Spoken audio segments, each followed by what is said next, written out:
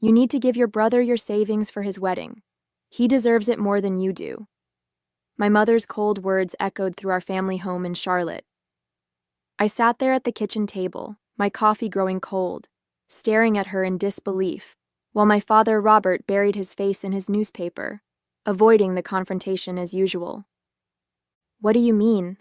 I asked, my voice barely above a whisper. "Those are my life savings, Mom. I've worked hard for years to build that up." My name is Madison Walker, and at 30 years old, I never thought I'd be having this conversation. I'm a financial advisor, someone who helps others make smart decisions with their money. The irony wasn't lost on me. "Madison, be reasonable," my mother Deborah said with that condescending tone she'd perfected over the years. "Ethan wants a destination wedding in the Bahamas. His fiancée Rachel comes from a respectable family. The Bennetts are known for their extravagant parties. We need to show them we're of the same caliber." I glanced at my father, silently pleading for support, but he just turned another page of his newspaper. He'd always been passive, letting Mom make all the family decisions. It was easier that way, he'd tell me, kept the peace. "Mom, I have over $85,000 saved. That's not just pocket change. It's my future, my security." She waved her hand dismissively. "And what are you saving it for? You don't even have a boyfriend, let alone a fiancé. Ethan found someone. He deserves a beautiful wedding. Besides, Thomas and Patricia Bennett are contributing significantly to the celebration. We can't appear less generous." The familiar sting of her words hit hard. It was always the same story. Ethan deserved more, needed more, was worth more. I gripped my coffee mug tighter, my knuckles turning white. "I can't believe you're asking this of me," I said, fighting to keep my voice steady. "It's not just about the money. It's about respect. Do you ever think about what I deserve?" My father finally lowered his newspaper. "Deb, maybe we shouldn't," he started, but Mom cut him off with a sharp look. "Robert, stay out of this. Madison needs to understand her responsibility to this family." She turned back to me, her face hardening. "Don't be selfish, Madison. Family helps family. Or are you too caught up in your own little world to care about your brother's happiness?" I felt my throat tighten as tears threatened to spill. But I wouldn't cry. Not here, not in front of them. I stood up, my chair scraping against the floor, the sound harsh in the tense silence. "I need time to think about this," I managed to say, though inside, my thoughts were already racing with something else entirely. Because what my parents didn't know, what no one knew, was that I had recently discovered my mother's devastating secret. A secret that would shatter not just Ethan's perfect wedding, but both the Walker and Bennett families' carefully maintained facades. I left my parents' house that morning and drove straight to work, my mind replaying years of similar incidents. Growing up, Ethan had always been the son our family orbited around. When he wanted to attend private school, my college fund was drained to make it happen. When he crashed his first car, my savings bonds were cashed to buy him a new one. Each time, the justification remained the same. "He needs this more than you do, Madison." The favoritism had only intensified since Ethan started dating Rachel Bennett 6 months ago. The Bennetts were old money, the kind of family that hosted charity galas and had buildings named after them. Thomas Bennett, Rachel's father, owned half the real estate developments in Charlotte, while his wife Patricia chaired 3 different philanthropic boards. My mother was desperate to prove we belonged in their social circle. Sitting at my desk at Morgan Stanley, I mindlessly scrolled through client portfolios, unable to focus. The irony wasn't lost on me. Here I was, advising others on protecting their financial futures while my own mother wanted me to drain mine dry. "You okay?" My coworker Nina approached my desk, concern etched on her face. "You look like you've seen a ghost." I managed a weak smile. "Just family drama. My mother wants me to give Ethan my savings for his wedding." Nina's eyes widened. "The same Ethan who borrowed money from you last year for his business venture and never paid you back?" I nodded, remembering the failed food truck enterprise that had cost me $15,000. Another sacrifice for the golden child that my mother conveniently forgot. I saw your mom at the country club last weekend, Nina mentioned casually. She was having lunch with Thomas Bennett. They seemed friendly. My stomach clenched. If only Nina knew just how friendly they were. The text messages I'd accidentally discovered last week painted a very different picture of my mother's enthusiasm for this wedding. Messages that explained why she was so desperate to make sure everything was perfect, no matter the cost to me. That evening, I sat in my apartment in downtown Charlotte, staring at my phone and the screenshots I'd taken last week. The texts between my mother and Thomas Bennett flashed on the screen like neon signs of betrayal. I remembered that day with perfect clarity. It had started innocently enough. Mom had invited me over to help her compile the wedding guest list spreadsheet. "You're so much better with Excel than I am, dear," she'd said with that honeyed voice she used when she wanted something. My father was at his weekly golf game, so it was just us. Her phone kept buzzing with notifications while we worked. At first, she checked each one immediately, but after the fourth or fifth message, she seemed to grow nervous. When she excused herself to use the bathroom, another text came through. The preview caught my eye. "Missing you already. Last night was..." The sender's name made my blood run cold. Thomas Bennett. I knew I shouldn't look. I knew it was wrong. But something in my gut told me I had to. With trembling fingers, I opened the message thread. What I found made me physically ill. Months of messages. Secret meetings at the country club. Rendezvous at his private office downtown. Plans carefully orchestrated around family gatherings and wedding planning sessions. The affair had been going on since before Ethan and Rachel even got engaged. "The wedding is perfect," one message from my mother read. "No one will question us spending time together. Patricia's too busy with her charity work to notice anything." "Robert's always at the golf course," Thomas had replied. "And once the kids are married, we'll have even more reasons to see each other." My father's weekly golf games. Patricia Bennett's charity commitments. They weren't just scheduling around these events, they were using them as cover. I heard Mom returning from the bathroom and quickly locked her phone, my hands shaking. She breezed back into the room, all smiles and wedding excitement, not knowing that her carefully constructed world had just crumbled in my eyes. Now, a week later, her demand for my savings made even more sense. She wasn't just trying to impress the Bennetts, she was trying to ensure her affair could continue under the guise of family connections. The lavish wedding wasn't about Ethan and Rachel's happiness at all. My phone buzzed with a new message from her. "Have you made your decision about the money? The Bennetts are hosting an engagement dinner next week, and I need to know what to tell them about the wedding budget." I stared at her message for a long moment before typing, "You're right, Mom. Family helps family. I'll do it." Her response was immediate. "I knew you'd make the right choice. This wedding needs to be perfect." Perfect. If she only knew what I had planned for her perfect wedding. The Bennett estate sprawled across 3 acres in Myers Park, Charlotte's most exclusive neighborhood. As I pulled up to the iron gates for the engagement dinner, my stomach churned with anxiety and determination. I had my checkbook in my purse, not to give them my savings, but to prove a point. The mansion's grand foyer was already filled with guests when I arrived. Crystal chandeliers sparkled overhead, while servers weaved through the crowd with champagne.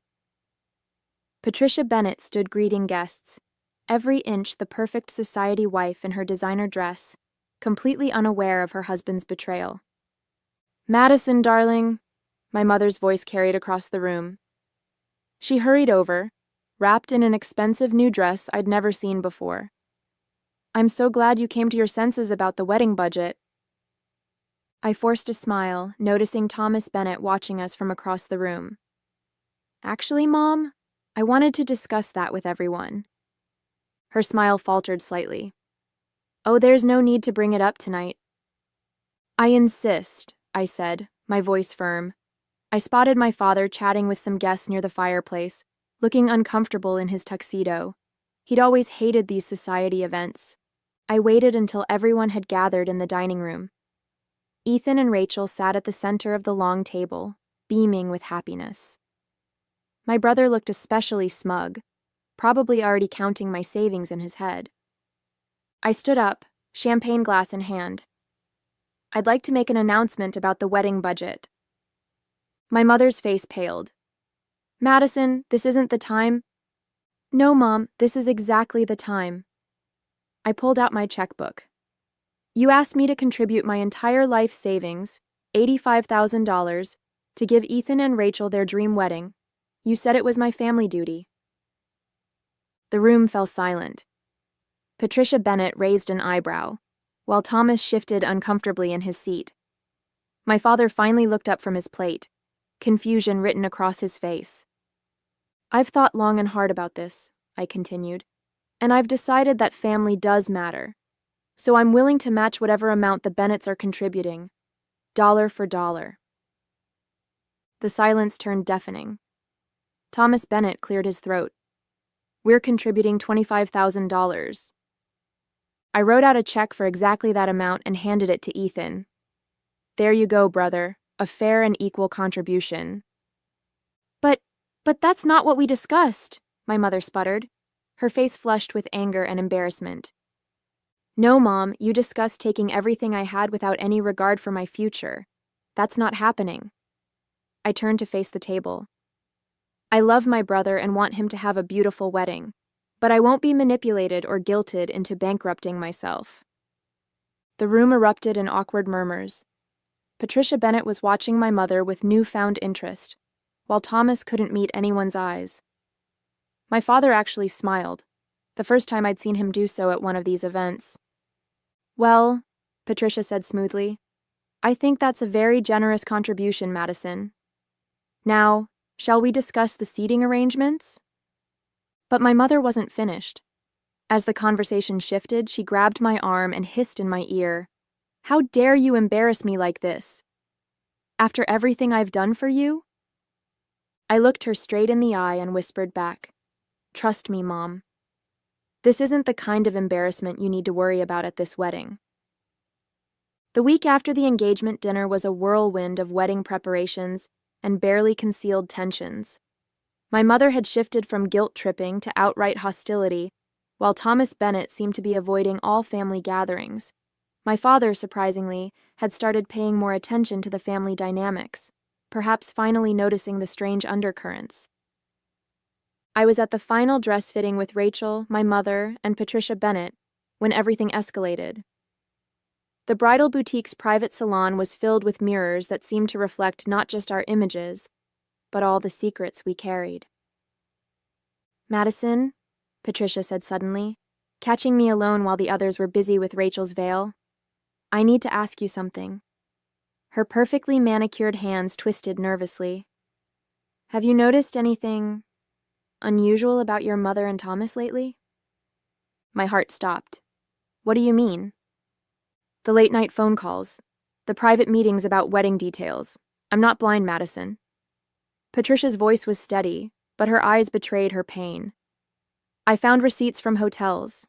Thomas says they're business expenses, but... Before I could respond, my mother swooped in.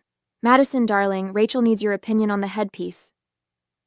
As I walked away, I caught Patricia's reflection in the mirror, the hurt and suspicion plain on her face. My mother must have noticed too, because she cornered me in the boutique's powder room. Whatever you're thinking of doing at this wedding, don't, she warned. You'll ruin everything for Ethan. You mean I'll ruin everything for you, I replied quietly. Does Dad suspect anything? Her face hardened. Your father is finally treating me the way I deserve. He's been so attentive lately, probably feeling guilty for years of neglect. Don't you dare take this away from me. Take what away? Your affair or your perfect mother image? She slapped me. The sound echoed off the marble walls. You ungrateful little... The door opened and Rachel walked in, stopping short at the scene before her. My mother immediately switched to a smile. Just a little mother-daughter disagreement about the seating chart, she said smoothly, but Rachel's face showed she didn't believe it. After my mother left, she turned to me. Madison, what's really going on? Dad's been acting strange. Your mom's been impossible to work with, and now this?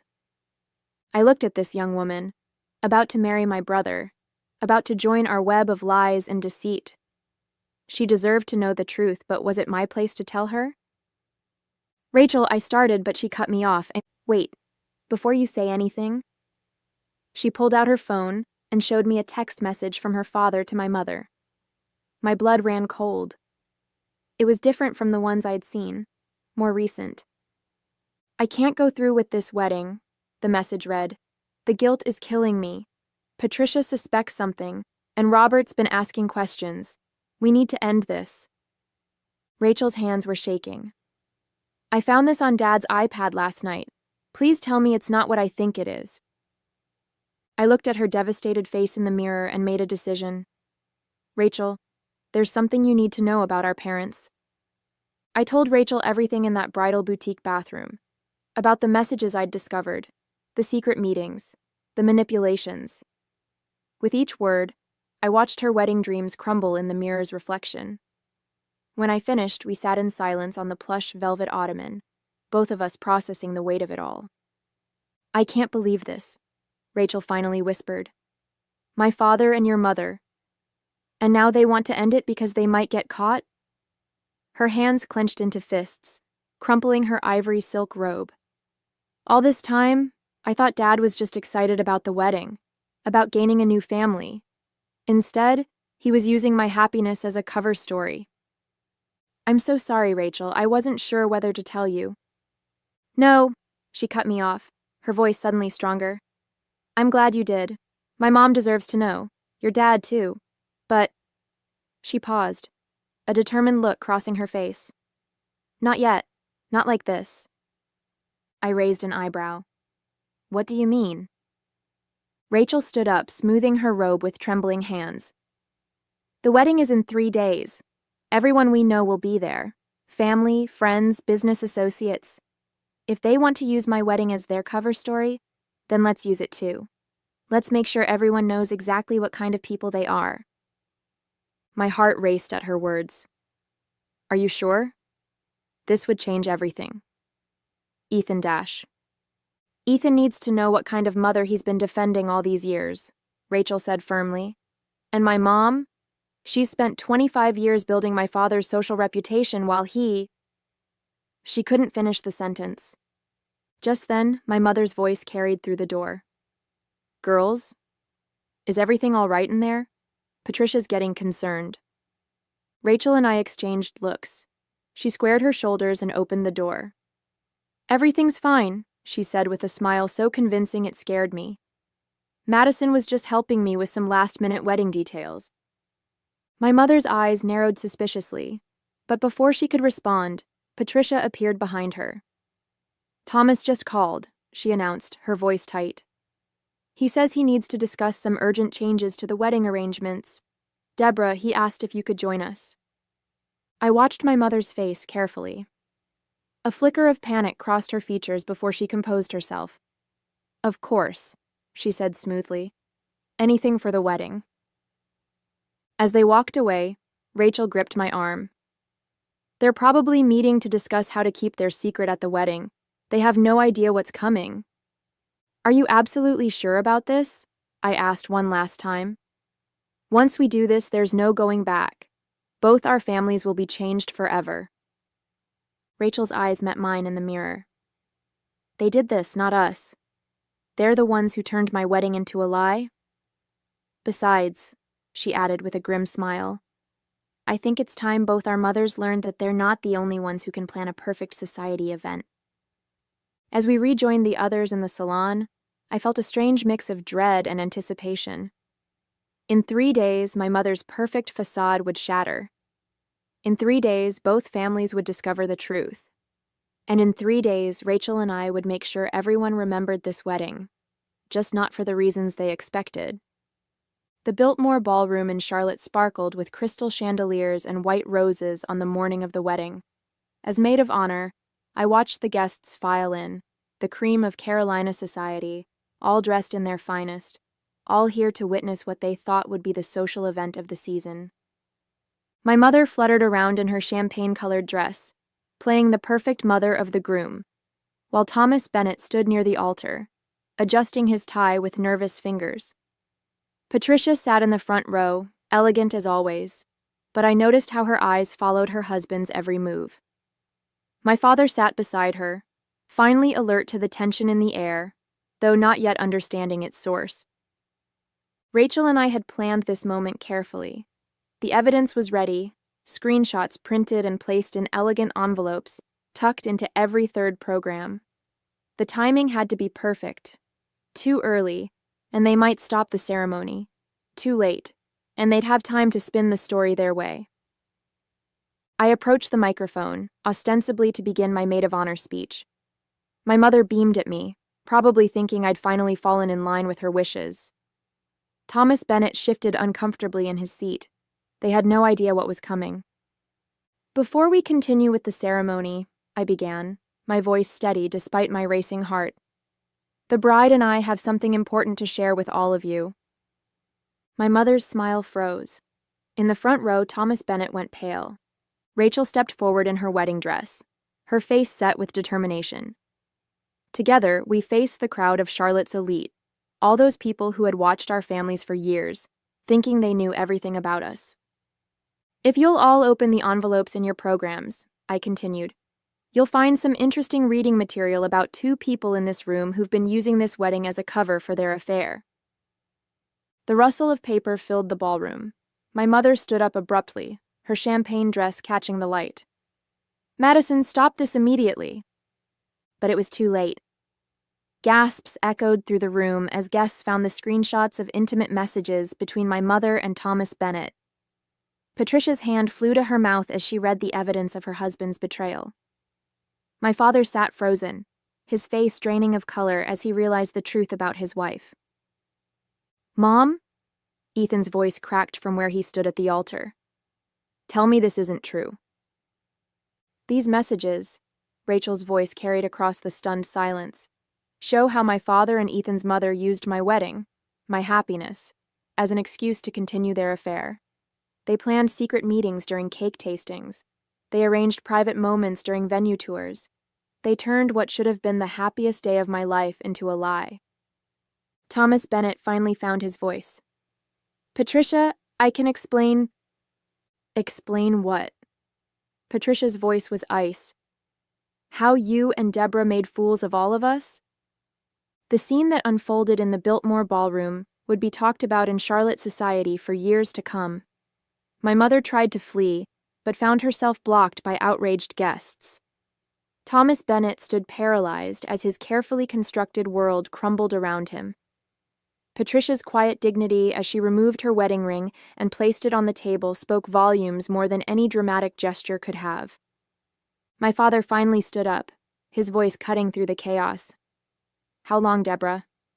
How many years have you made a fool of me? Robert, please, my mother pleaded, but her manipulation had lost its power. Everyone could see her for what she truly was. Ethan approached me, his face a storm of emotions. All those years you tried to tell me about Mom's favoritism, her manipulation. I should have listened. He turned to Rachel, who stood tall despite her tears. I'm so sorry. I had no idea. Neither did I, Rachel replied softly. But at least now we both know the truth. The wedding was canceled, of course, but something unexpected emerged from the ashes of that day. As I watched the shocked guests depart, my father approached me and did something he hadn't done in years. He hugged me. I'm proud of you, Madison, he whispered. It took real courage to expose the truth. Looking around at the aftermath of my mother's deception, I felt no satisfaction in her humiliation, only relief that the lies were finally over. Sometimes the most expensive wedding gift you can give is the truth, even if it costs you everything you thought you had.